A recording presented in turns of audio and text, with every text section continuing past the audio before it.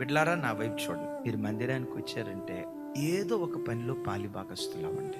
Of course మీరు ఇంజనీర్లు అయి ఉండొచ్చు, డాక్టర్లు అయి ఉండొచ్చు. ఇంకో మాట చెప్పంటారా, అలా చక్కగా చదువుకొని మంచి స్థితిలో ఉన్న మీరు మందిరంలో పరిచర్య చేస్తే మిమ్మల్ని చూసి అనేక మంది ఇన్స్పైర్ అవుతారు. ఈ అన్న సాఫ్ట్వేర్ ఇంజనీర్ అట, 3 లక్షల జీతం అట, చూడు చూడు చూడు మందిరంలో చీపురి కట్టబెట్టుకొని ఊడుస్తున్నాడు.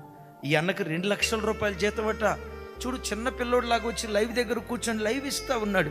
ఎంత దీనుడిగా బ్రతుకుతున్నాడో. వాళ్ళని చూసి మేవెందుకు అలా బ్రతకూడదని నీలాంటి వాళ్ళను చూసి రాబోయే యవ్వన తరం ఇన్స్పైర్ అవ్వను గాక. సంగమా, మందసాన్ని ఒక్కడు మోయుడు, రథాన్ని ఒక్క గుర్రం లాగదు, ఎద్దుల బండిని ఒక ఎద్దు లాగదు. 2 ఎద్దులు కలిసి 10 గుర్రాలు కలిసి మందసాన్ని కొంతమంది యాజకులు కలిసి ఎలా మోసుకుంటూ వెళ్తారో, సంఘాన్ని ఒక సేవకుడు మోయటం కాదు, ఒక సేవకురాలు మోయటం కాదు, మనం అందరం సంఘ భారాన్ని మోసేవారిగా ఉండాలి.